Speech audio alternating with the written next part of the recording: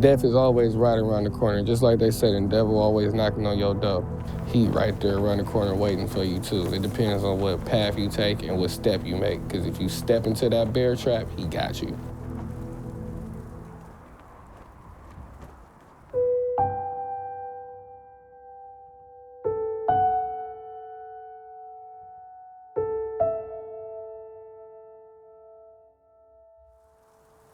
I lost a lot of people in my life, from friends to family members. Yeah. Some were even enemies, you feel me? But I never wished death upon them. But when it comes to my friends, I pretty much watched them drop like flies, and I hate to say it. Rest in peace to all of them, all my fallen soldiers on the real. But yeah, they all pretty much just the ones that you saw that dark cloud hangover. Yeah, man, they all dropped.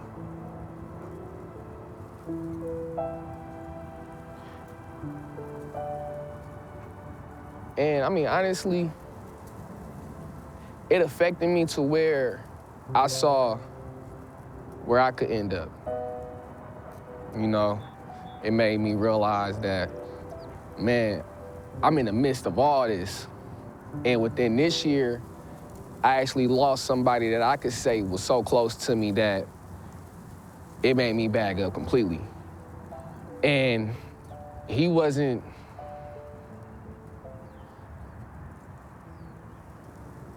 what you would call a dumb nigga.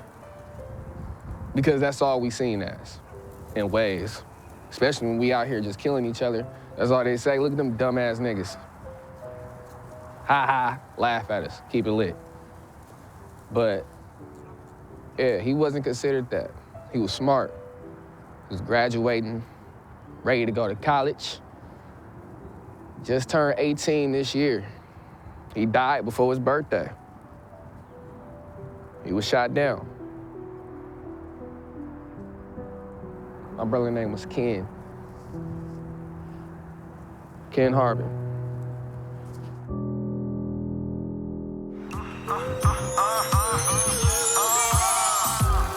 And I'm the motherfucking man. 717 trays, coops and sedans. Interior the engine, man, I spent 20 grand. My trunk got slammed, sound like a live band. Some niggas do the candy coat.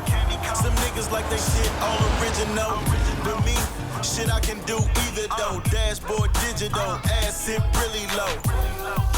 But ain't that bitch pretty though? In the 35, but I'm doing 54. Whites and hubcaps, but I keep them bitches crispy though. Sitting on inches, maybe 26 or 24. Give you the truth, but you niggas can't handle that. The truth is, ain't nothing like a Cadillac. Me and my bitch, and we just coasting. She looking for the ocean, man, it feel like we floating. And I'm floating, and I'm floating, and I'm floating. If you look around the world, the thing that most accounts for high levels of firearm violence in those countries that have those high levels of violence is inequality. The countries with high levels of firearm violence are countries with extremes of economic inequality, and they're often countries that merge that economic inequality with racial inequality so that the economic inequality is very heavily racialized. That's true in the United States, it's true in Brazil, it's true in a number of other countries around the world. One of the dirty little secrets about the United States is that we absolutely tower above every other advanced industrial society in the world when it comes to firearm violence. If you have the power and you have the resources to improve the lives of real people and real communities so that they're not facing stunted opportunities, so that they're not facing, extreme deprivation, so they're not facing a situation in which they're forcibly idled and can't have much of a productive role in their society. If you have the resources to do that and you don't do that, then I think that's not only a form of institutional violence, but it's also a violation of human rights.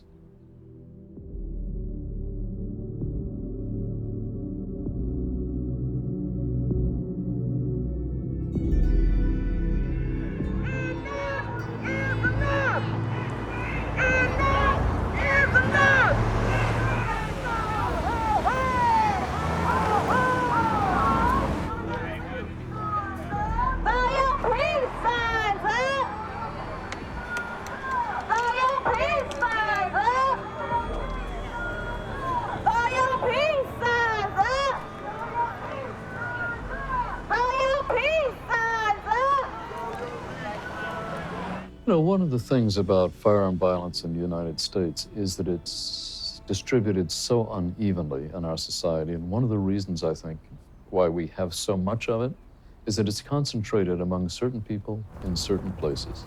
And in those communities, then firearm violence really is a part of daily life to an extent that the people who live in other communities can't even understand, can't even imagine. We need to learn to love each other. Black community has got to learn. We gotta love each other. Stop hating each other. Amen. Stop wanting to kill each other over the most small thing. We have to learn to love each other. We're gonna be the only reason we survive. Without our youth, without our young, without our elders, we won't survive. Make it a fashion that killing your brother is not cool. You should be embarrassed for doing something like that. Doing wrong to your brother is embarrassing, and we should make it embarrassing. Thank y'all for coming out. Our condolences go out to the family, the friends. Everyone here knows how it feels to lose a loved one. So we all right there with you, and that's why we out here.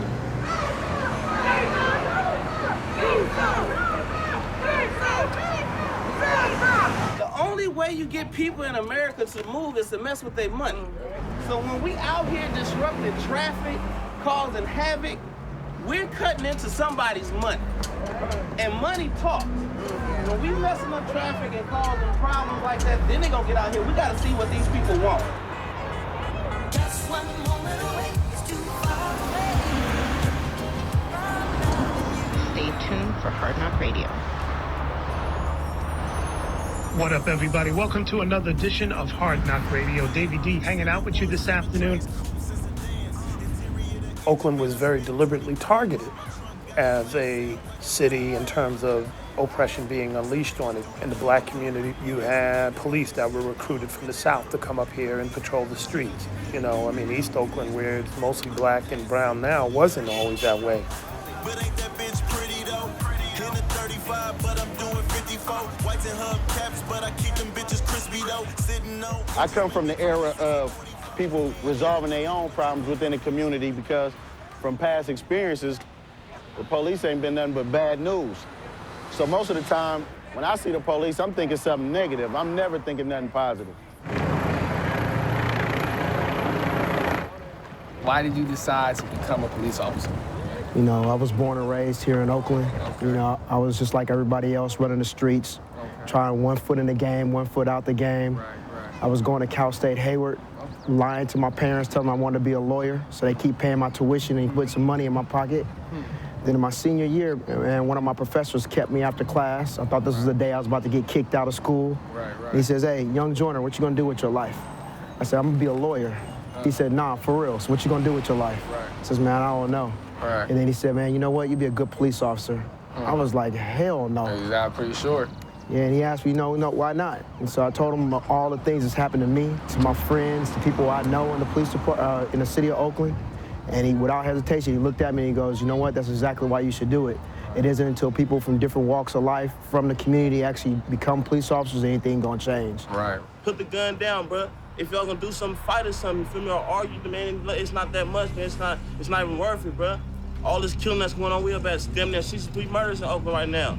And the size of the population right now, that's ridiculous, bro. We need jobs, bro. We need employment, bro, because without jobs and employment, we're not gonna have nothing, bro. It's gonna be the same old cycle, bro. This is a generational curse, bro. The person who's getting the most money in Oakland right now is the funeral homes, bro. The streets of Oakland, bro, is not safe, bro. So go in the house, bro. Listen to your parents, bro. Do people understand what it's like to live in the hood? It's a challenge to get people to understand actually what people face growing up in deep East Oakland, for example. And to get people to understand that there are barriers, there are conditions, there are factors that we place in children's lives on their path that they have to negotiate, that nobody should have to negotiate. And that if we were real about wanting to take care of these children, we'd figure out a way to improve their environment, their education, support their families, and support support them as individuals. Right, right. And that's a whole different set of questions. And that's around trying to think about prevention of violence rather than reacting to violence and locking people up. Right. Give me some good behavior? Yep. When? Today. Just today? It's the rest of the school year. The rest of the school year? How about forever? Stay tuned for Hard Knock Radio. That lasts a long time. Well, it don't. Yep, it don't really. All you gotta do is put some hands outside, you can't smell them. Play with you, man. This gonna be on TV.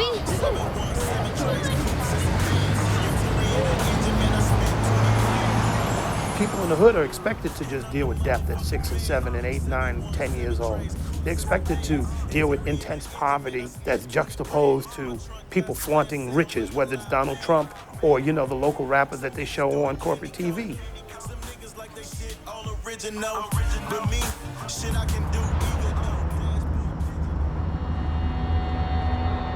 Friday night, January 6th. All we see is yellow tape. There's a cop out there. I run up to the cop. I'm asking the cop what happened. He sent us all the way back around the corner, and we run into his little sister, and the only thing we got from his little sister was, yeah, my brother gone.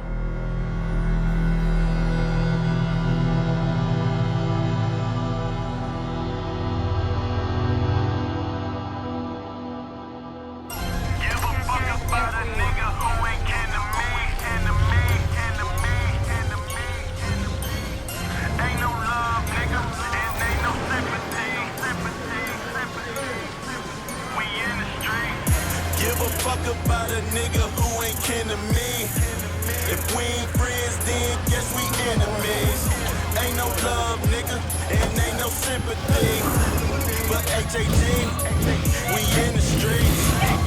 In the streets. In the streets.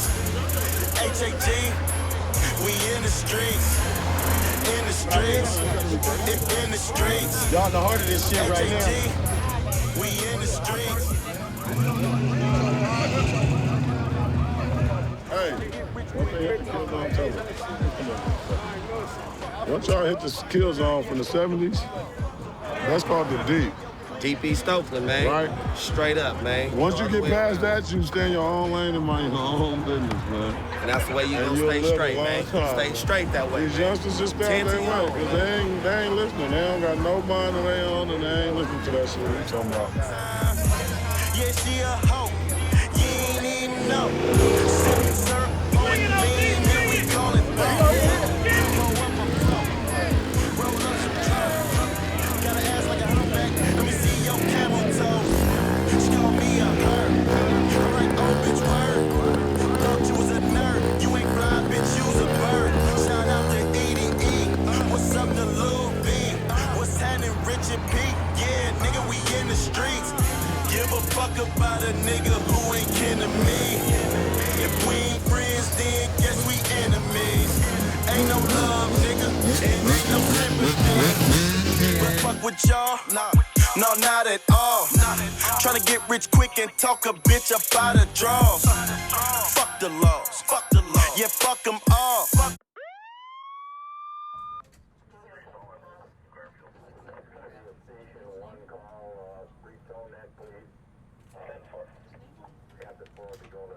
All that shit, punk ass police, all that shit. Fuck them all. You got snitches in your clique, feed them to the dogs. Nigga, you don't know me.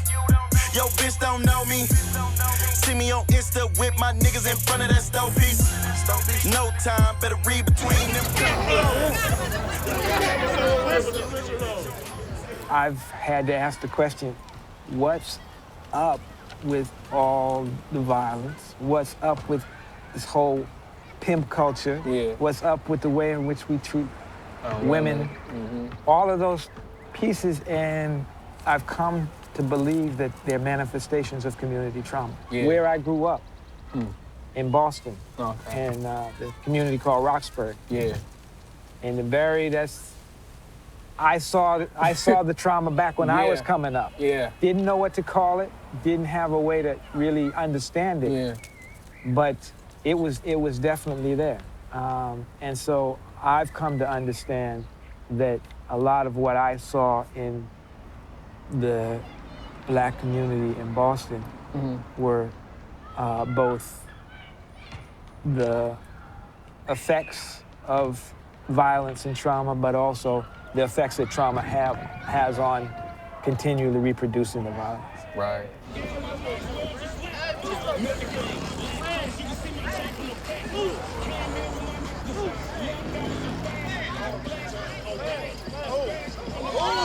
I done seen that nigga hella time.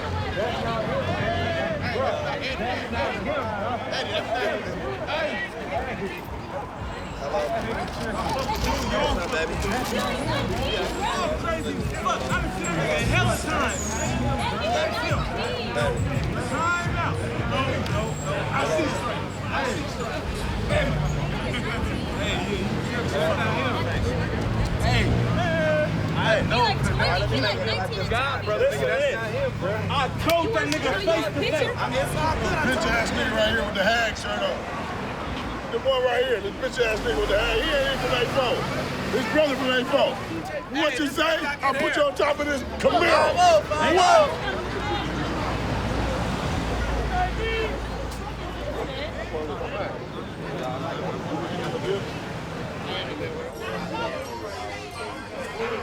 We don't fuck with y'all, no, not at all.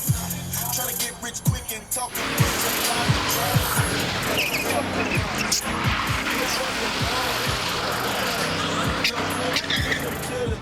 get a little tight.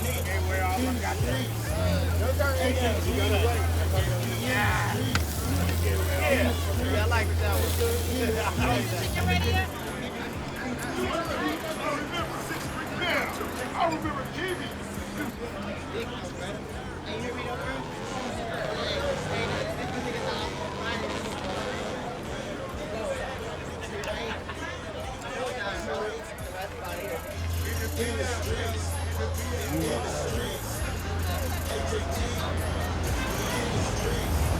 Why do the cops come down so hard on young people in the hood? I think the nature of the police response too often is not so much really about the violence, not so much about the crime. It's about keeping things contained. Exactly, control. But, yeah, and keeping a lid on things. And to me, you know, that satisfies the wishes of the people who live in the hills. Okay. It doesn't really help that much the people who are in the hood, the people who are dying, Right. and people who are getting robbed, the people who are getting assaulted. It doesn't help them that much, but it keeps it in one place. I've worked with police officers who get it, who try to make relationships and connections in the community, who are realistic about some of what's going on with young people. But that's not the overall culture of most police departments. Most police departments,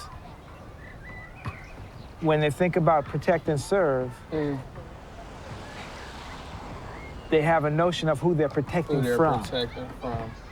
And that notion looks a lot like you. Yeah. A little like me. I don't think so much like you. Not so much. But it's, you know, we have to be real that there's probably not a harder job on the planet. And to be a police officer, that's true. Because you told me possibilities, you don't know what can happen. And this issue of trauma, they don't talk about it much, but there's a number of them walking around with trauma. Yeah.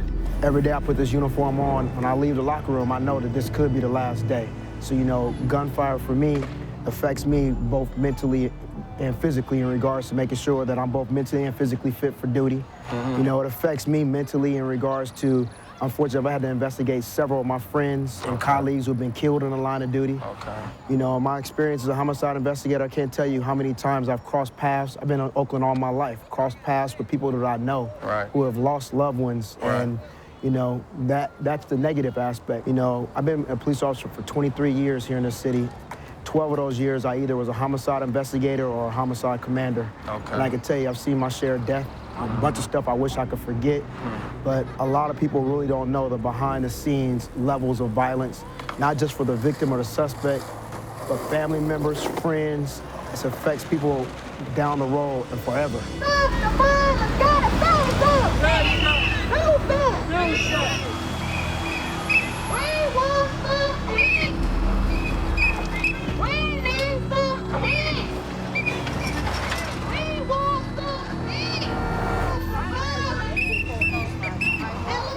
Sometimes people question why we're out here. It's in the tradition of the civil rights movement, where they sat and said enough is enough of racism and discrimination.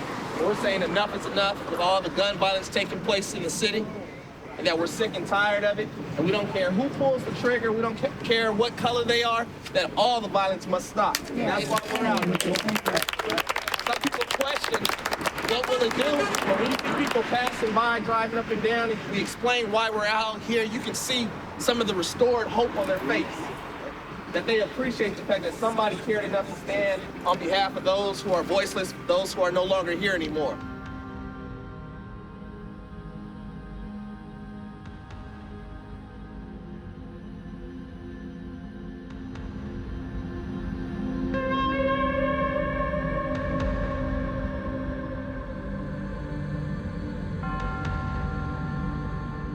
How come there is so much violence in the hood and not in the hills? I think that's a question that people don't ask. Right. And I think one of the reasons there's so much violence in the hood and not in the hills is that people don't ask that question very much, and they don't pay very much attention to the violence that does happen in the hood. So that's part of the reason. And I think for a long, long time that's been true, and it's true in every city across the country. In fact, you go outside of this country, you go to some other country, and you'll find the violence is in their version of the hood. Their violence is not up in their hills. Right. And it has to do with the other, to me, it has to do with the other kinds of opportunities people have to feel like they can accomplish something in the world, to feel like they can have some meaning in their life, to feel like they're somebody in the eyes of other people around them. And if people in the hills have got more opportunities to do that, then they're less likely to be picking up a gun to make those points. Stop the violence, increase the peace, and let's take these guns up off the street. Stop the violence, increase the peace, and let's take these guns up off the street. Stop the violence, increase the... How serious is gun violence in Oakland? Man, gun violence is very, very serious. You know, on the news, what you see is kind of like the horrific murders, things that rise to the level of, you know, national or local media attention. But the true untold story here in the city of Oakland is we probably have over 4,000 gunshots every year. And you're talking about bullets that have no names on them. Sometimes people are shooting anywhere from 20 to 40 rounds in the middle of a street. Those rounds can hit and kill anybody. And we've seen that happen numerous times. No matter how hard I work, sometimes there's nothing you can do to save someone's life. Sometimes you're gonna lose the life of a 1-year-old, and I take that very serious. Like, that to me cuts me deep. It hurts me to the core. Save a life, don't take a life. We say. Don't take a life. We say. Don't take a life. We say. Throw up your peace sign. Everywhere we are soldiers.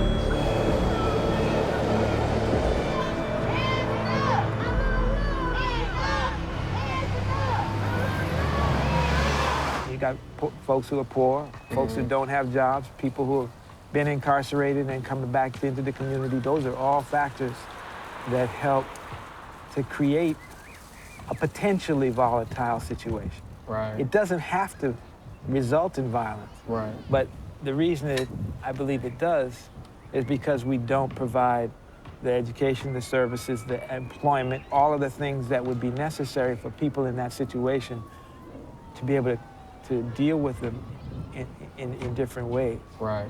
And then you overlay on top of the poverty and the lack of the poor educational institutions and the high levels of incarceration. Right. You overlay on that this issue of trauma where people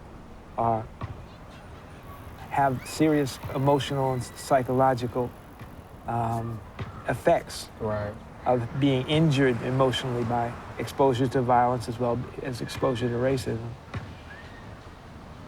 it can manifest itself in hopelessness, helplessness, in anger, in people lashing out. Yeah.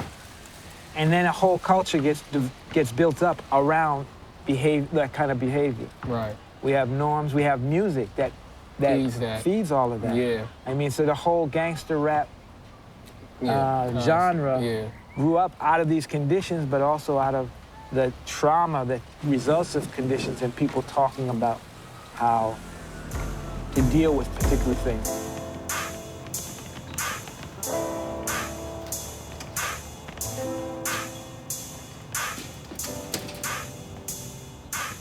I ended up in juvenile detention because I was wrongly accused for a robbery and assault on a one-hour bus on 82nd and International when I was on 73rd and Foothill.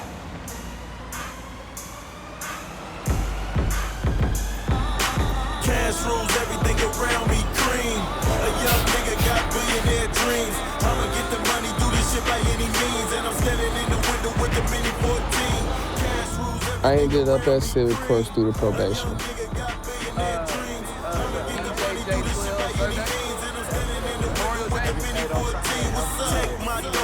Bake that bread. You looking like a pistol, wanna take that lead. Blood shampoo and wash out a nigga dreads. And I swear to God, a nigga might be aiming for your head. Riding in a drop head, but not a phantom. On my way to Napa, bitch, I'm Tony Montana. My bitch from Atlanta, grew up in Savannah. And a little brother say he got the hook up on them hammers. As a youngster, I never knew Nathan. No pork on my fork, still bringing home the bacon. Doing all-nighters, got my fucking feet aching. Block not hot.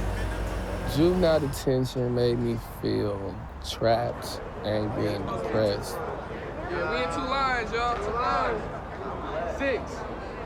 You did 6. 6. Yeah, alphabetical. It brings you down being locked up like that, especially if you at a young age. It does something to the human body and the human mind. It changes you.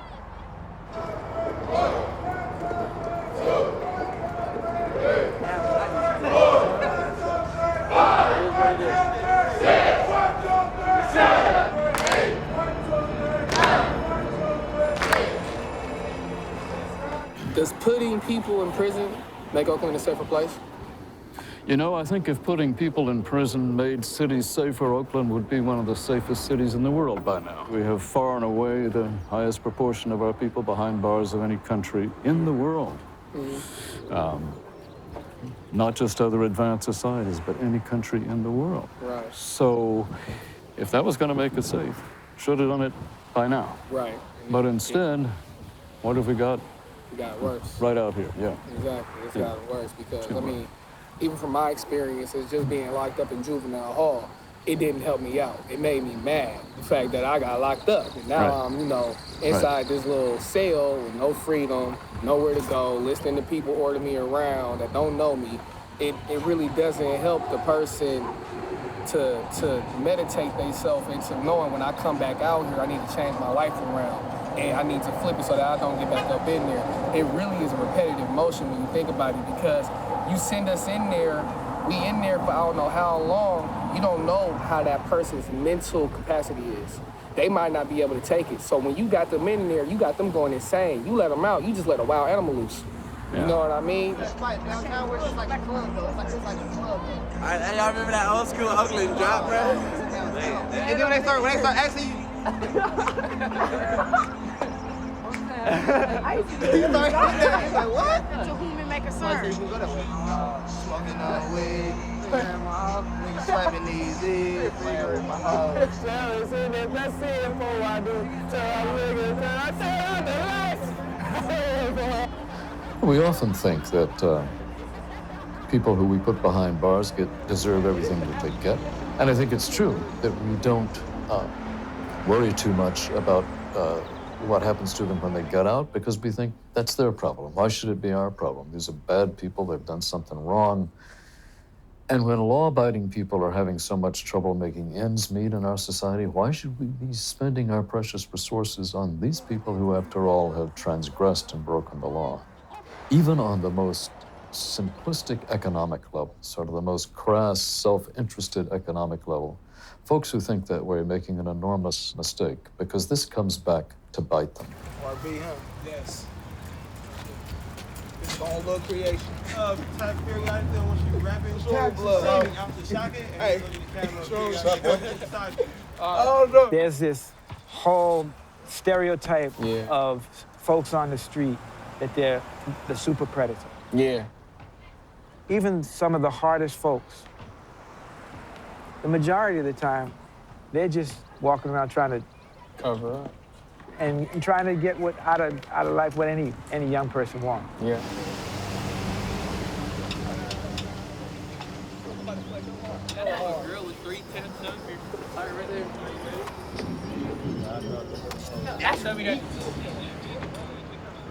At the end of the day, as a young black man, there's three things you want to do: live, get money, and kick it with girls. Right. You can have all three of those things if Right. you're real smart about your decision making. Right. My dad was from Sobrani Park. He was born and raised there. My mom too. So I spent my youth growing up in Sobrani. And one of the things my friends who were down there, I'll never forget this. I tell kids this all the time. All my friends, their parents, all told them the same things that my parents said. My friends' parents all said, hey, go to school, make something of yourself so you can get out of this community. Right. My dad always told me every single day, son, go to school, make something of yourself so you can bring something back to this community. So I share that with the kids who are out here. This is your community. You know, what it's gonna be in the future, it's up to you. Right. Yep. Harold not here, huh? He will be. I hope. I told him come. Like, bro, please get up early and come, bro. In the morning, bro. Please be here, bro. That's why I was saying, yeah, I'm gonna have to say that.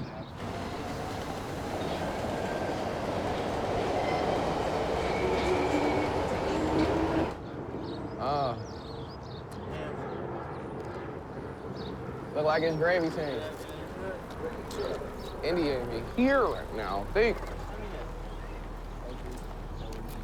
Yep. It's good.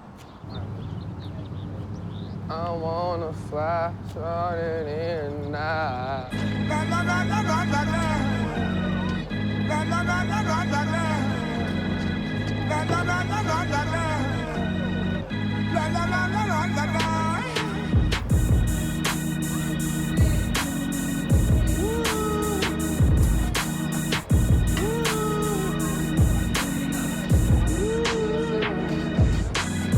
I started small time, dope game, cocaine. Pushing rocks on the block, I'm never broke, man. Sporting jewelry and that shit that came with rolling hard. You try to school me, you'll get served with no regard. Lord have mercy, the devil trying to curse me. Black Cadillac, Time check, it's 8:03. So as you can see, most of the crews have departed. If not, they are in departure. So, I mean, that's the thing. Right now, we're running late, so, you know, can I go to the restroom? Can I heat up some food? All that is, you know, and then for 12 heads as well. But luckily for us, this is training. Okay, you guys aren't getting paid right now, so it's getting community service hours, so that is the process. But in the mornings, it's all about being efficient. Be alert, have your things ready, and get to work. Pushing rocks on the block, I'm never broke, man. Sporting jewelry and that shit that came with rolling. I mean, for my money, it's unemployment and crummy jobs. Right. You know, what some people call underemployment or whatever. To me, that is the bottom line. That's bottom what's line. pretty much got everybody out here going crazy. Yeah. Is these low-paying jobs. Yeah. You are right about that. Low-paying jobs, right. So your alternatives are you either don't have any job at all, Yep. or you got the low-paying one. Yep. And then you get this phenomenon which, you know about, which is everybody takes one job, two jobs, maybe three jobs in order to keep a roof over their head and food on the table. But then if their parents, for example, they're not home, Right. well, that's not so good if you're not home and your kids are growing up. There needs to be some adults there in a kid's life. Otherwise, it fuels that thing about going crazy. Yeah. So tackling that.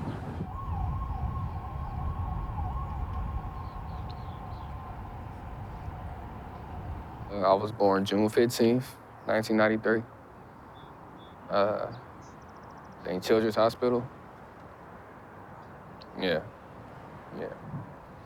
And I don't like the term being born crack baby or drug baby, but I was born under critical condition. My mother was abusing drugs at the time of her pregnancy with me. And it was so brutal that when I was born, you could see my veins throbbing, blue. I guess they saw the toxins running through my body. I had to go through a total blood transfusion. And my mother, I hear multiple stories. Some say she left me. Some say she didn't want me. Some say she tried to take me. Some say she just gave me up.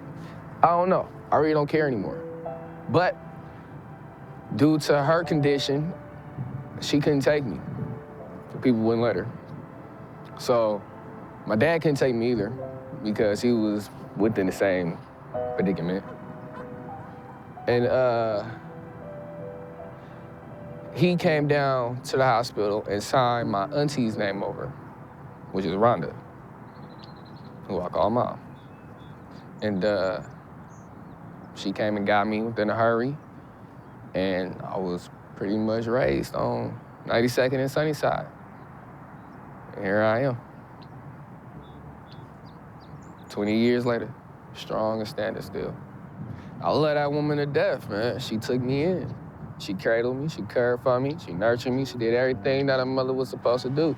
Even though I put her through hell and back, I ain't gonna lie, I put my mama through it. I know I did. And I apologize 1,000 times for it and over again. But I love her because no matter how much I did, through getting locked up, through hospital visits, through everything, just detention, school, everything, it don't matter. She was there to help me out and get me out of the situation, or just be there, or just let me know that she's still there. You know, even when I got those, oh, you mother, I hate you, all of it, I got it all. I could still always go to her and get a hug, you know, when I needed it. Get a baby, I love you, if I asked for it. And yeah, man.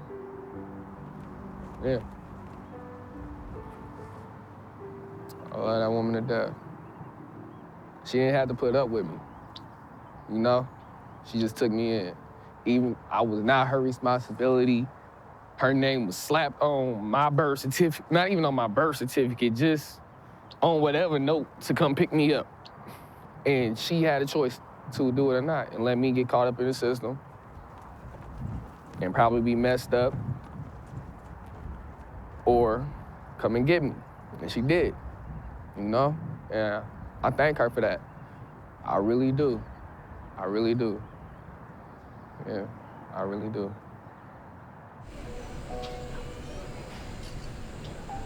My dad was going to my mother's house to pick up a few things, and her husband shot my dad through the door when he was coming to pick up his stuff. Why, I don't know, but he did it. My dad was shot close into the heart, where the bullet didn't hit his heart, but it hit it so close it pretty much paralyzed him, turned him into a vegetable. He was leaking out of every hole in his body, and my auntie pretty much couldn't take it. Where did what? Marquise, he left. That's the trash right there. You don't want to touch the trash. We clean. Come here, let me wipe off your face, boo-boo.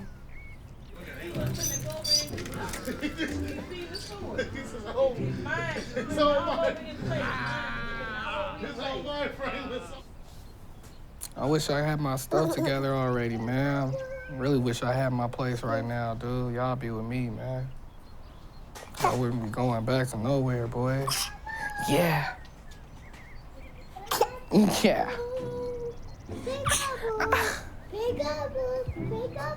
Peekaboo, peekaboo.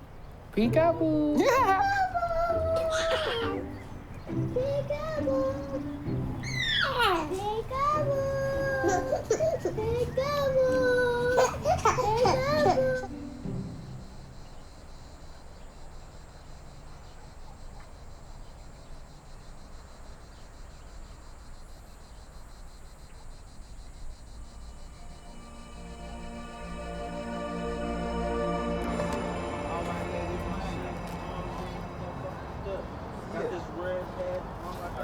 people cannot rap. Like I be rescuing shit.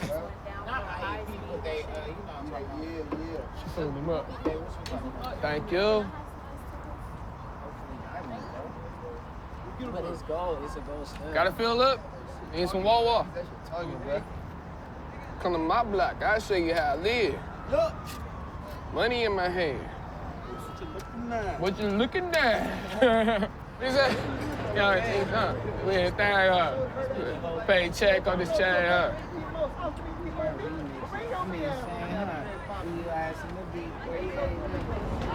If I had kids, that'd motivate me even more. So I wouldn't be doing it for myself. Exactly. Exactly. When you have kids, you know what your purpose is in life now. To take care of them. To survive, make it out here, take care of them the best way you possibly can. Because I know damn well I'm gonna die taking care of my children. Nah, they just stood right there.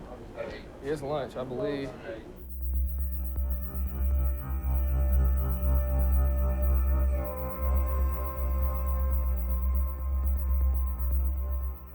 When I came up,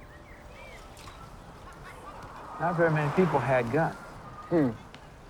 Yeah, it was more put up your fist. Like, you can go get one, but not many people had it. No, and if you showed up with a gun, people were like, what, Yeah, you crazy? you crazy, exactly, yeah. And now, it's, you know, it's very easy to get a gun out here. You got the money, you got the gun. You got the money, you got the gun. Or if you got the friends, you got the gun. If you got the family, you got the gun. If you got the connect, you got the gun. If you got a problem, you got the gun. It don't really matter. However, out here to get it, you're gonna get it. You just gotta want it. That's all it is like how they say, oh, you want a job, you gotta want it. You wanna get that job, you gotta want it. You gotta get that gun, you gotta want it. Simple as that. If I wanted to get a gun right now, I could get one. I don't want to, but I gotta want it. Simple as that. I could go to 1,000 different people right now and I will get a gun out of every last one of them. Simply because I just came up and said, hey, bro, I got this situation right now, bro. These niggas out here tripping. Instantly, he gonna whoop, whoop, there you go, handle that. Bring it right back though. Whatever you just used out of that chamber, replace it and bring it back to me. Clean it, of course, but bring it back to me. It's sick, blood. They OGs would give a youngin' a gun out here, blood. It don't make no sense. That's what I'm talking about. So you aware you're not bad, huh? That's good. You stay out here and you go to school in Richmond? How you do that? Huh? Okay.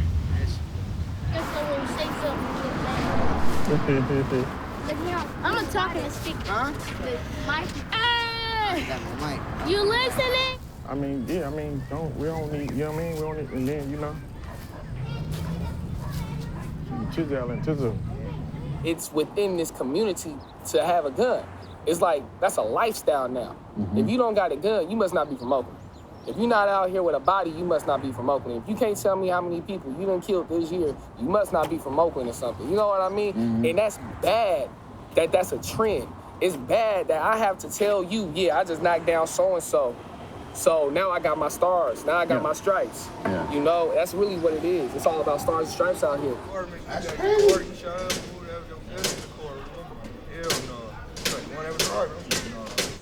We are out here fighting every day. We are out here losing people every day. So when my friends come to me and be like, let's go somewhere, let's go to a party or something, and I say, okay, it's good, and then they tell me, hold on, let me go grab my strap real quick, and I'm the one like, hold on, why you need that? I'm the one getting looked at weird. That's right. You feel me? I'm getting looked at hella weird, like, what you mean why we need that? We go out there naked, bro, it's over. I ain't about to get popped up because you wanna go out here strapped up, not strapped up or nothing like that. They're going stupid. Dumbass bitches bouncing that ass on a nigga. Got $1 for you, bro. Let me get $1. I'm about to be in there, bro. Let me get $2 when I get $1. That's how we gonna do that today. Anybody who's living in really violent communities have to develop coping strategies and avoidance strategies in terms of violence. Exactly. And part of the coping strategies is knowing the rules of engagement. Exactly. And the rules of engagement, which is a terminology from the battlefield. But rules of engagement involve understanding what means what. And so people perceive that it's a matter of life and death, that I can read the look you give me. Right. Okay? Right. So you give me a particular look, I have to respond. That's part of the rules of engagement. Yeah. Either you respond, or A, you get punked out, but B, if you show any vulnerability, you could be a victim. Right. And your partner, when he's saying, you know, let me get my strap, and you're like, what you need that for? Yeah. He's looking at you like, what do you mean what for? And that the perceived cost of not acting in a particular way, not showing particular things like showing hard or showing your strap or whatever, that has implications and potentially dangerous implications in terms of putting a V on your chest and saying I'm a victim. Yeah. Because the stakes are so high. Right. And the stakes are so high because people are getting injured, disabled, and killed with violence on a regular basis. Right.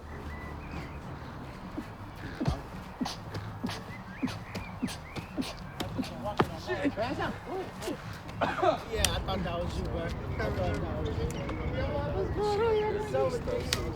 you. Shit. What are they?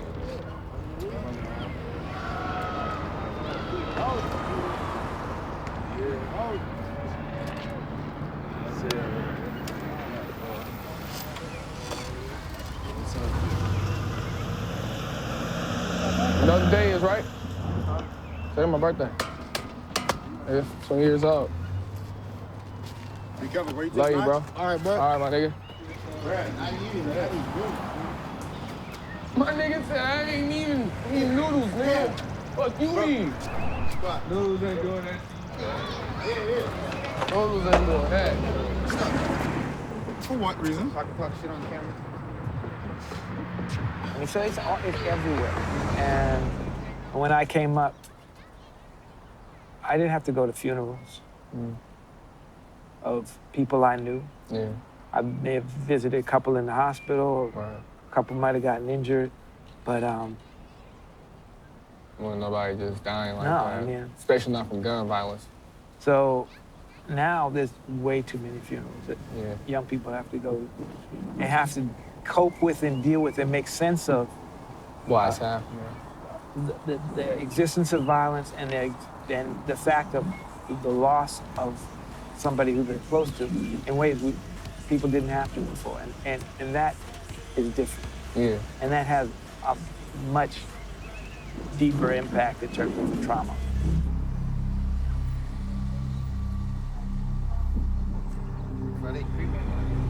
I know. Don't want him in that grave.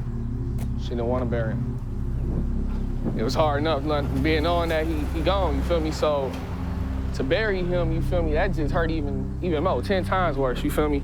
That's some unbearable things I have to deal with, you feel me? Losing all our niggas. Losing all our niggas, bro, for real. MIP Alcalino. Vincent Riviera. Okay.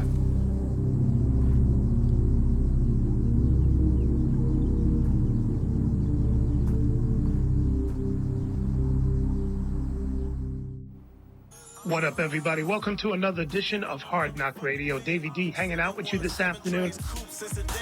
Interior the engine, man, I spent 20 grand. My trunk got slammed, sound like a live band. When the crack era hit, we're in the middle of a recession, damn near depression in the hood. This is during the Reagan era. This is trickle-down economics. This was pushback to the gains made by the civil rights era. And so ground zero became the hood. Factories were starting to leave. Factories were closing. People understood that they're gonna have to do for self. They're gonna have to make a way out of no way, and that became a part of the ecosystem. For sure. I love you too. You know I will. Forget about me, you feel me? Hey, I mean, I was just about to tell you, I'm gonna need you to be the promoter. All right, what's up? Stop giving these motherfuckers your weed, bro. Huh? Stop giving them your weed. Make them pay for that. Nah, yeah, she just bought that. Oh, that's what I'm saying. I'm just making Oh, sure, bro. yeah, You yeah. don't get nobody mad, because I'm going to tell you something. Days when you out here and you spend your loose tools and fuels, ghost town, you like, right. Now that you got it, keep your shit, bro. Right. Look out for your people, nigga. You know what I'm saying? Right. If anybody else come, they can pay for it, bro. Right, exactly. Real talk, bro. Pain, I can ease your pain. While you scream my name, I can ease your pain. I can ease your pain. While you scream my name, I can ease your pain. So, I know your man be crooked. picking up on the idea that life is like a battlefield. Life is like a battlefield. You got to defend yourself. You can't trust anybody other than yourself. You can't make, strong connections. You ought to be taking what you can take for yourself, because if you don't do that, people are going to take from you. And I think there's absolutely no question that that is the message that people can learn in our society. We, after all, teach it not just in the most vulnerable communities, but I think we teach that lesson up and down the social ladder. We have, after all, a society in which at the top levels of the business world, people treat each other that way too. You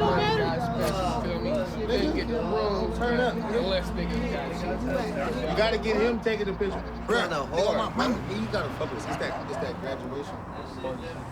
All funk bad. It ain't no fun. Homies can't have none. Man, well, I'm gonna be the one. That shit. It ain't no fun if the homies can't run, you know? Like, you supposed to turn it up and don't turn it down. Yo, I'm turned up more than you. And don't cue that man up. Let me hit that, bro. I ain't even hit that. I don't want to hit that. You nigga 9, 11, 12, 15, nigga. You're not making no 120 an hour, bro. No, not per hour, bro. Really did. Look at me. Steak fries too, you feel me? You really want to stack them, you feel me? Then they got the ice cream too, you feel me? The ice cream too, you feel me? Trying to tell you what.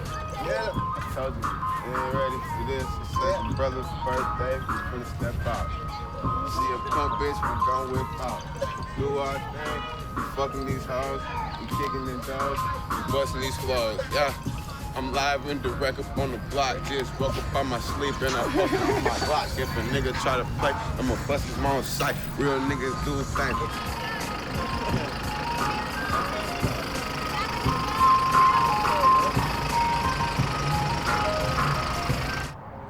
My nigga X. Yeah. Oh, it's wrong. Nate Savage. Nate Savage. Right. The X Factor. The X Factor. Yeah. Oh, yeah. This church has to come through. Some dirty right there. Damn, nigga, what you got? Baby oil on your hands, nigga, or is that grease, nigga? We ain't gonna say all that information on him either, but this the nigga right here. But him? No. Mr. Money.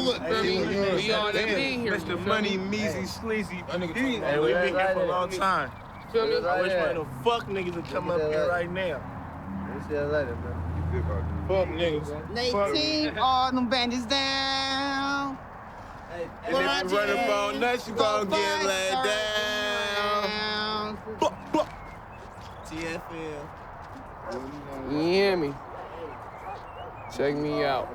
Bang Gang affiliated. How we rocking, you feel me? Oh, shit. 92nd Sunny Side. Real life shit right here, you feel me? Y'all wanted to see the nitty gritty? Actually, this is the nitty gritty right here, you feel me? This the hood, you feel me? This the 100, you feel me? All that other shit you see with me in my head and make your punk ass flip. This what it is right here. Feel me? Kick up in your door. When I run up in your house, everybody on the floor. My nigga birthday. We gon' get loaded. Big pistols, boy. Oh yeah, we fucking told him. So if a nigga want a problem, he better holler. Them holler tips gon' holler. Boy, I'm aiming at your fucking father. Maybe your mama, cause these niggas don't want it with me. Lil' Ali Bo, bitch, I'm mobbing through the fucking East. I'm from 7-3, but I T-face mob. With my niggas, boy, thugging is my fucking job. I signed a life contract, so I'm with the shit. A nigga try to play me, boy, I'm aiming the whole clip. Yep, and we aiming at your dome piece. No retaliation, I'm always busting the chrome piece. I got my niggas squirt. I got my niggas skip. I got my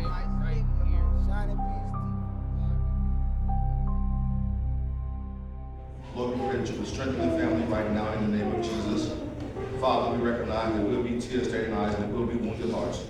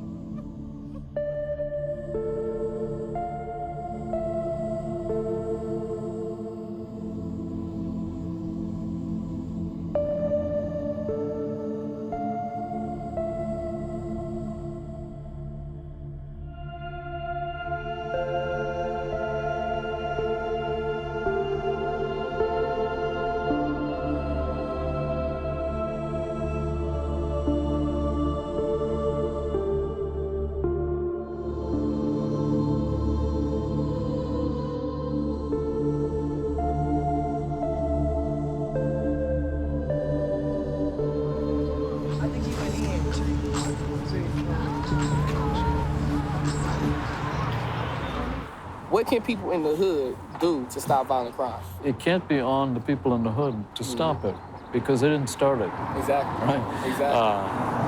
I think we do have to have a kind of a bottom-up movement to tackle these problems. I don't think it's going to come from above, but I think it's going to call for a movement of people who really are fed up with the lives that some people have to lead, with the inequalities in our society. Right.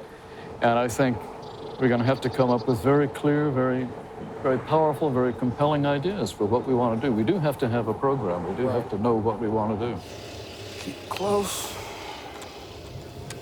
Let's get this party started.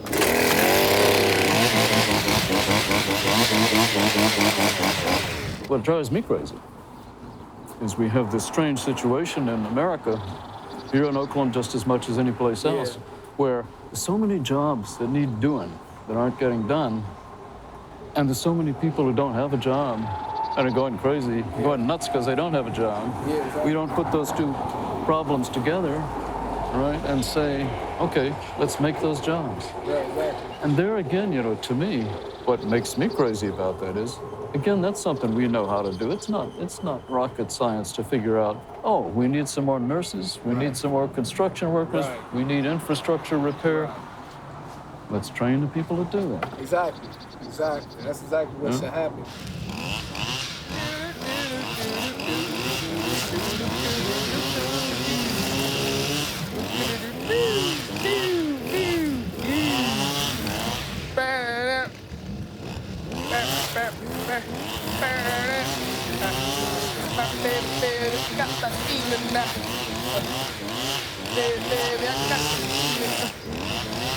Tell a light skin. Can't look fucking Jamaican. Hey, man. Don't talk to me about no goddamn banana. You talking about Ken with the blue eyes and shit? Yeah, that nigga look like he Jamaican. Because I seen a Jamaican like that. They got him, but they light skinned like him. But they with blue weird. eyes. Like them the crazy Jamaicans that niggas don't fuck with. Like Exactly. the normal Jamaicans don't even like them. They don't even like them. They weird. They're outsiders shit. Your organization was down with my nephew. Oh, yeah. In West Oakland. The West Oakland branch, they barbecued for us, everything this morning. Yeah, okay. Yeah. So that's good. And they gave me the card and they told me to call West Oakland branch and all this stuff. Yeah, I said, I got folks in the East Oakland branch. Yeah. You know, but you know, we all in one. Yeah, that's right. We all together. That's what they tell me, my boy, what they tell me. That was my husband. Yeah. No, I'm saying, I'm Yeah. Oh, that was a long time ago. Yeah, that was a while ago. Yeah. Boy, up in that. Yeah, So, what I'm saying. So they gave us a whole lot of information and stuff to help out with that. Oh, really? Yeah. Oh, you was down there earlier? Oh, you seen him? Oh, okay. Yeah, but you know what? They didn't clean the ground. People didn't clean the ground up enough.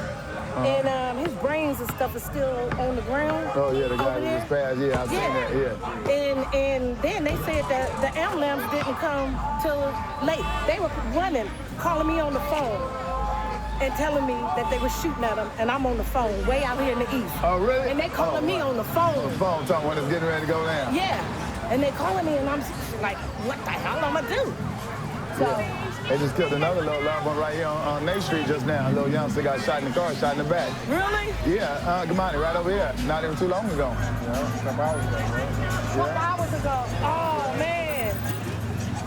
Yeah. Stop the violence. Stop the violence. But you see all these OGs from long time ago. Well, all right.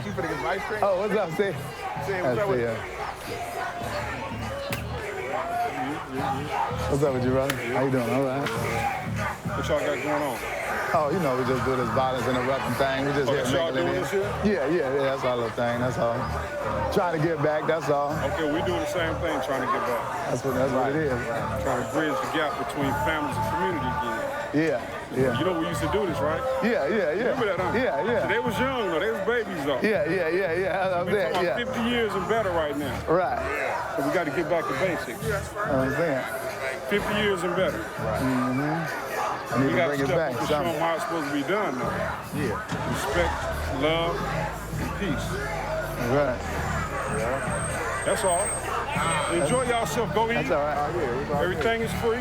It's all good. Party is free tonight. Okay. VIP. Okay. Everything is on the house. Drinks, open bar, breaking bread. Open bar. Oh, okay, right upstairs. Breaking bread. Okay, Next year's right gonna be upstairs. better. Okay. We appreciate you guys for doing this here too. Oh yeah, thank you. Maybe we'll get a little bit more y'all. coverage, and then maybe we'll get people from the ghetto.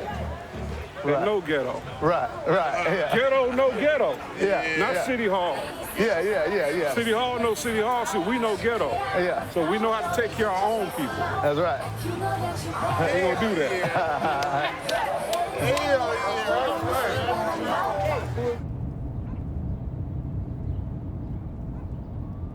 In our eyes, we see almost every cop's crooked. You know, we don't know what your true obligation is and why it is that you just stopped me on the road going home. Man, I got stopped just the other day in San Francisco. I'm the police. I get pulled over. The man comes up to my car. I ask him for my license and registration. I give it to him. I tell him, hey, by the way, you know, I got a gun in the car. I'm an officer. As soon as I said that, the whole thing changed. Then the man starts trying to explain to me why he stopped me. You know, what was going on, all these other kind of things, which I knew all to be untrue. But all I'm saying is that when people tell me stuff like that, I don't dismiss it like, oh, no, that didn't happen. I know it to be the case. The police are essentially trained, and then there's a culture that reinforces a set of questions about who is this black male and what's he doing. I've been stopped. If it can happen to me on that level, that raises real serious questions about how police officers are in the street, where they're in a state of hypervigilance. They think things can go down at any second, and they believe every single young black male is potentially harmful. Harmful. That's right, a threat.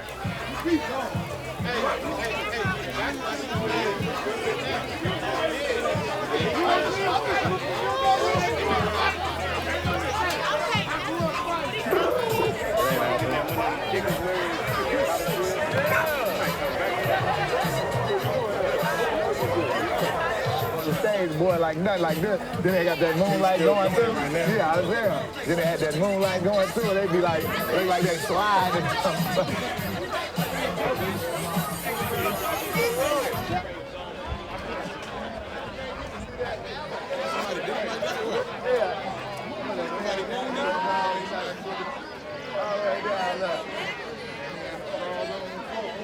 I worked on the narcotics task force for quite some time. Okay. I was an undercover officer. I bought dope all over the city. Okay. And you know, what I do remember from that is that the officers who were on the task force were all hand-selected, the best of the best.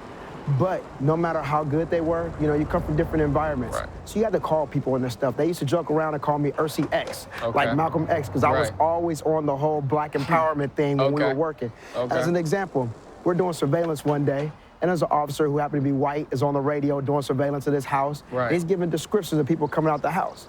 So he gets on the radio and he goes, hey, a male black with a parolee build just came out the house. So after the whole situation was over, I asked the squad, I was like, hey, because dude is black and he's buff, that means he's got a parolee build. If he was a white dude who came out the house, he'd be like, hey, some male white who's a bodybuilder just came out the house. And you know, I don't think they meant anything by it, but until you call it, until you let somebody know, like the different things See if they realize what they're doing. Exactly. But these same people who were doing that are the same people who would give their life for me, give their life for you, and I've seen it day in and day out.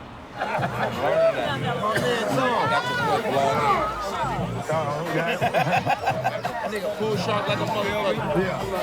You know, he worked that advertisement on how you can work.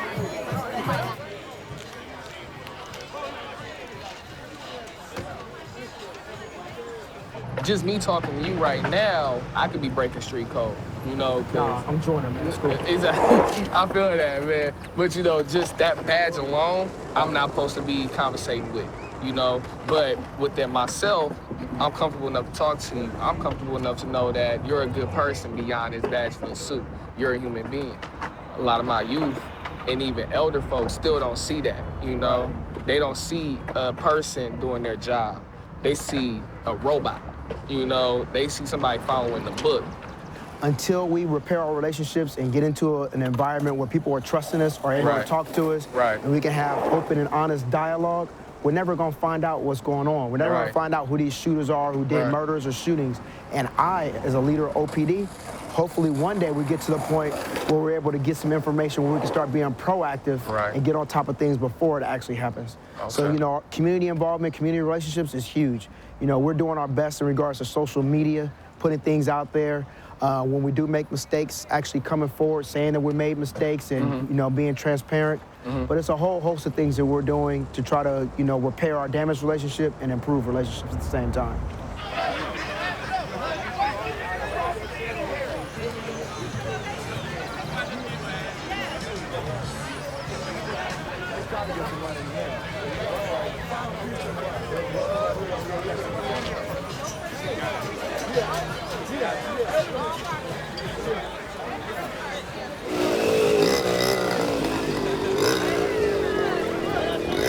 In the hood, we see cops. You know, they roll through. They throw their little deuces up, some wave, some smile and keep it on lit. But then some of them feel as if they have the right or tendencies to stop you. You know, ask you, what are you doing? Where are you going? You know, try to get in your business and figure out where it is in your life. When you institute things like stop and frisk and gang injunctions, it creates that, it reinforces that mentality in the police. Okay. It reinforces the idea that these young people are a problem waiting to happen or probably have done something in the past. Yeah. And it sets up an oppositional relationship between young people and police officers in our community. And that's at best. At worst, it's a conflict relationship. Yeah. Where I'm not going to give you anything if I'm a young person in our neighborhood. Force is never gonna be pretty. Right. You hitting somebody with a baton, Right. you shooting somebody, you pepper spraying somebody, you tasing somebody. I don't care how you slice it, how right you are as an officer, it is not gonna be pretty. Right. Citizens aren't gonna like it. Right. But it's the things that officers do after the use of force. Right. When officers sit around, slap high five, or celebrate the use of force, or Right. celebrate the fact that somebody's hurt, Right. those are the things that are most damaging to us. Right. So what I see out on the scene when uses of force are used, you know, what you see is the outcry from the community because nobody wants to see somebody get whooped on, especially by the police. Yeah, exactly. Like, that's just not cool. Right. So what ends up happening is people get upset, people get irate. The next thing you know, officers all of a sudden become fearful because now, instead of dealing with this one person, the whole neighborhood's against them. I've seen situations turn into an officer making a simple arrest of one person to the whole police fighting the whole neighborhood. Oh, wow. Rocks, bottles, all of that kind of stuff. Right, right. So the best thing to do in regards to if you have to use some force, make sure as an officer, number one, don't celebrate your use of force with someone. Get them the medical attention. Right. Make quick work of them if you have to use force. Right. And take the time when it's safe to explain to people to the extent possible what took place and why you had to do it. Once again, like I said, not everybody's gonna agree with it, but that's the least you could do. That's what you're paid to do, is being Right. professional, ethical, and then that way people have some type of understanding.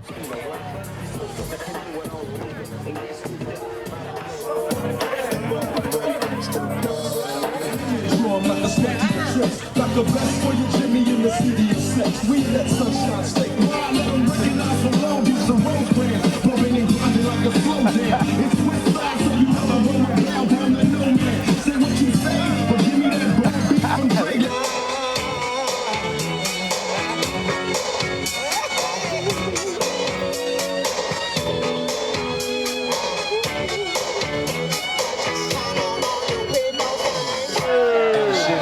What I tell you, nigga, when I come out of jail, what I was gonna do.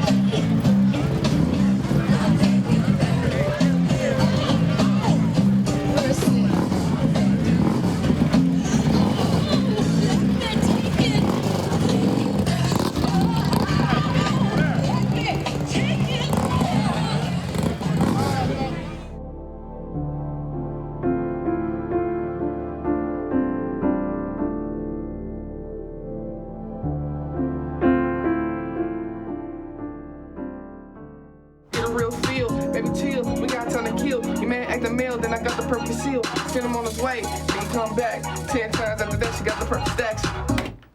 I'm about to kill this shit. I'm about to kill this shit. Your man act the male, I got the purple. Your man act the male, then I got the purple seal. bass turn up. Let the top drop while the bass turn up. Bass turn up, bass turn up. Let the top drop while the bass turn up. Bass turn up, bass turn up. Let the top drop while the bass turn up. Bass turn up, bass turn up. Thinking about you lately. Have you been thinking about me? Maybe we could get together, do it crazy. Swag so amazing, game is blazing. Feeling your embrace until I'm lazy. 5'10" high heels, feeling real. Yeah. Welcome to Skin Swell, baby. This is how we get live, man. See you at ENT cut-up parties, baby. I think that one of the things that's happened in the way we think about violence is that the perpetrator has become stereotyped. I think the perpetrator has become defined very simply and very narrowly as that kid who does the drive-by shooting, or the burglar who winds up killing somebody coming in their window of the house.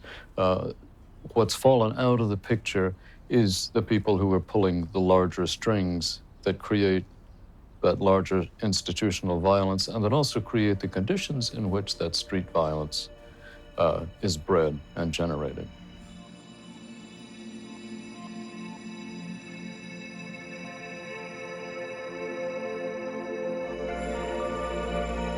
Hell yeah, y'all. We about to go ahead and get up in here, man. Birthday tomorrow. Go ahead and check out this grill thing, man. Need my fangs back, man, on everything. It's all good.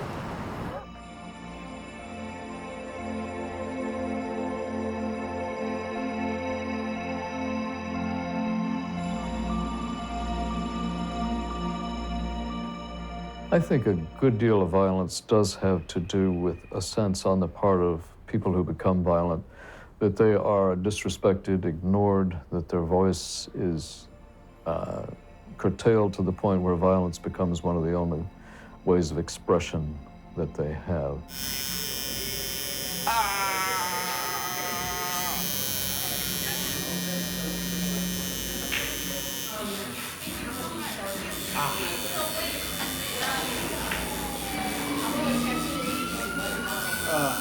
It's a little hard sometimes to measure those things. And what you can measure are things like the levels of inequality in a society, or the depth of poverty, or levels of joblessness in a community. But the thing about those rather abstract conceptions is that when they come down to the person, they translate into things like a feeling of lack of respect, a feeling of lack of what I sometimes call hope, not hope in the sort of sense of blind optimism, but hope in the sense that you have this belief that your life matters and that you can make things happen in the world, that you can advance, that you can have an impact on the community, that you can fulfill your own potentials. That's what gets obliterated, I think, by these larger macro forces that we're talking about. So again, when we talk about an abstraction like levels of extreme poverty or long-term unemployment, youth unemployment, those abstractions get turned into violence when they're filtered through these emotional states like that. And I think they're very important. I'm sweating bullets over here, boy.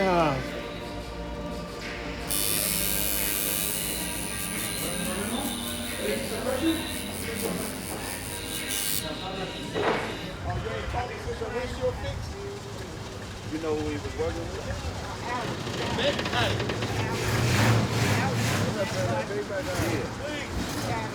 Or if you wasn't born, no killer or no gangster, bro, don't become one. Man. Street rap is top key out here. Basically, everybody want to just really be known for something. Exactly.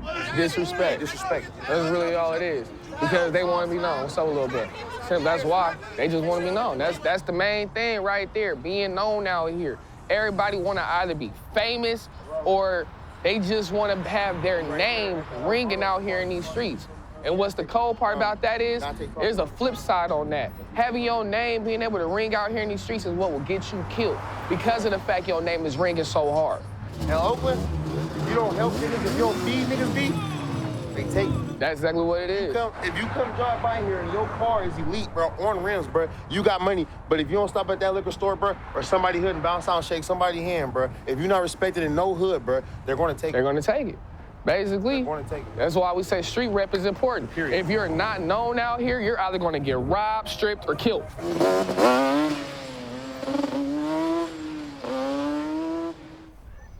Come on, let's count. 1, 2, 3, 4, 5, 6, 7, no, 8, 9. Oh, Daddy ugly, huh? Ah, you ain't supposed to agree to that. She gonna jump when I say yeah. No, let her hair go. Yeah, it tastes pretty good too, yeah.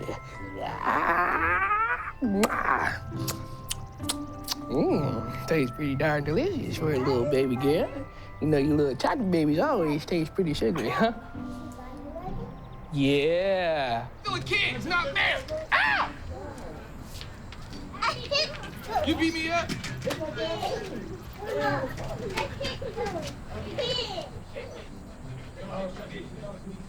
Blood out here, everybody is trying to be on top.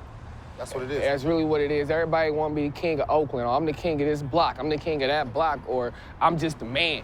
Everybody want to be the man instead of fucking putting together and everybody can eat out here, you feel me? Oakland is so big and versatile, blood, it's enough money out here to feed a village. Like, for real, not even just a village, a whole state. We could feed it. It's money out here, but not even niggas, people. They not thinking right. They not using their heads right. They decide to go out there and rob, kill for it, instead of actually putting in the effort to try to make it an honest way. I'm 19 years old. I go to school and I work. I got 2 little girls to take care of, blood. I'm not about to get out there to go do no dumb shit and lose my life, and then my 2 little girls ain't got their daddy. You feel me? And I'm not even the only 19-year-old out here with kids. I got plenty of friends out here that's about my age, if not just a little bit older, with babies. You feel me? And they walk around with a thing on them like it's a part of their wardrobe. And I'm the motherfucking man. 717 trays, coupes and sedans. Interior the engine, man, I spent 20 grand. My trunk got slammed, sound like a live band. Some niggas do the candy coat. Some niggas like they shit all original. But me, shit I can do. Knowing that my friends are dying out here, and the people that's not my friends that I know are dying out here, they're dying because they don't have the chances. Like what you were just talking about. They don't have those chances. I got friends till this day right now that's on the block that I tell every day, bruh, come work with me. Come to school, bruh. It's 4 months of school, and then you working. You making at least a rack a month, dude. It's good. Come and get out of this life before you end up in the grave. And every time I say that, they end up in the grave.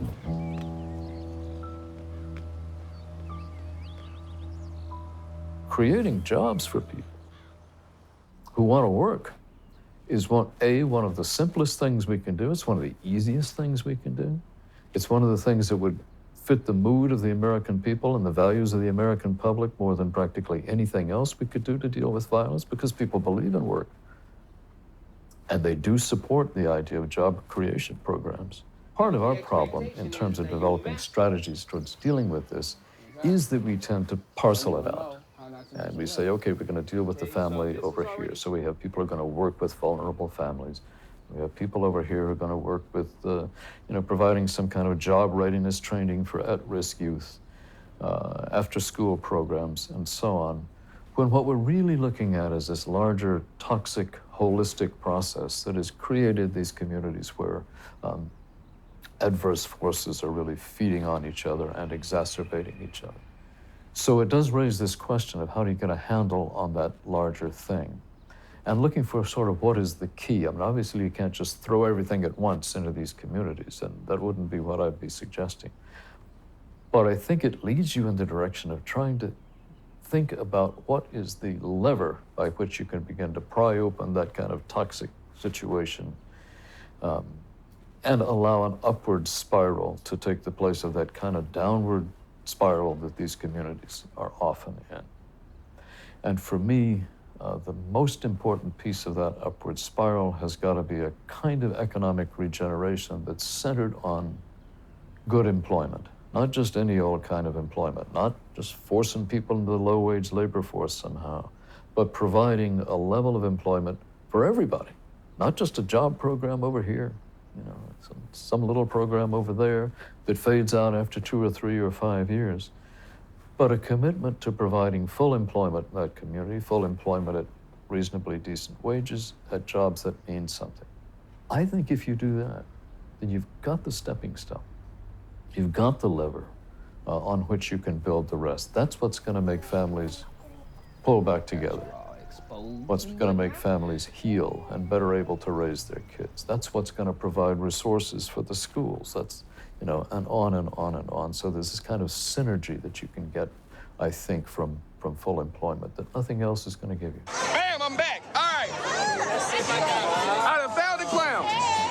That's what I'm talking about. Make a love for the people, you feel me? Let's see what the babies do. Let's see how the babies gonna do. Who dances? Oh, we got a silver man. Hit that ish. Hit that ish. Oh, I know what you do. I know what you do. Oh, I feel it. I feel that right there. It's like, I don't work for free. I don't work for free. You ain't supposed to be moving though. Oh, he tugging. He gave a little tug. He gave a little tug. I seen it. He gave a little tug. He didn't want to give it all the way, but he gave a little tug. You feel me? Trying to do some magic. You look nice. Got King Kong up there with a beat up eye, but that's all right. You feel me? Got the kids rock climbing. Yep. I'm not going up there. Nope, it ain't happening. You should try to go up there. Try to go up where? Up here. You go up there. You all right, so we on a roller coaster. Not really a roller coaster. Some type of little boat. Look like a ship. Half of a yacht or some shit. All right, it's about to go down, son. It's about to go down, son. For some reason, this thing spins. I'm pretty sure. This thing spins. I'm ready. I'm so ready. I'm so ready. You ready? He's recording me. Is you ready? Are you freaking serious? Is you ready? I see you. Is you ready? Got plenty of people, plenty of access. It's about to go down. I'm holding on tight. We moving. We're moving.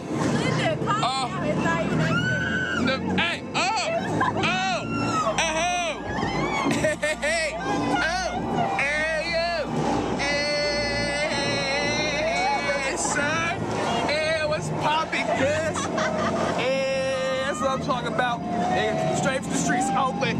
This is how we get down out here. You tell me, coming to Oakland, California, Alameda, California. We having fun out here, man. I was always taught not to fear ne'er man on this earth, ne'er woman, ne'er human being, because it ain't nothing that you can do to me that God ain't already did.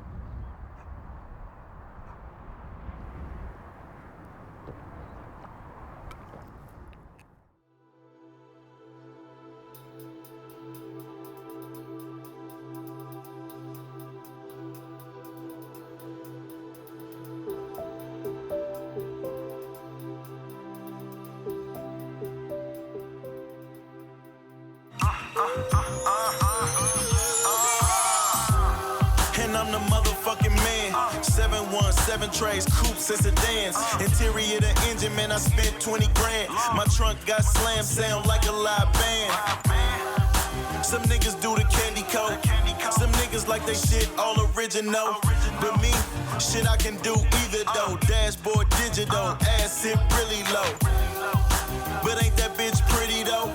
In a 35, but I'm doing 54. Whites and hubcaps, but I keep them bitches crispy though. Sitting on inches, maybe 26 or 24. Give you the truth, but you niggas can't handle that. The truth is, ain't nothing like a Cadillac. Me and my bitch, and we just coasting. She looking for the ocean, man, it feel like we floating. And I'm floating, and I'm floating, and I'm floating.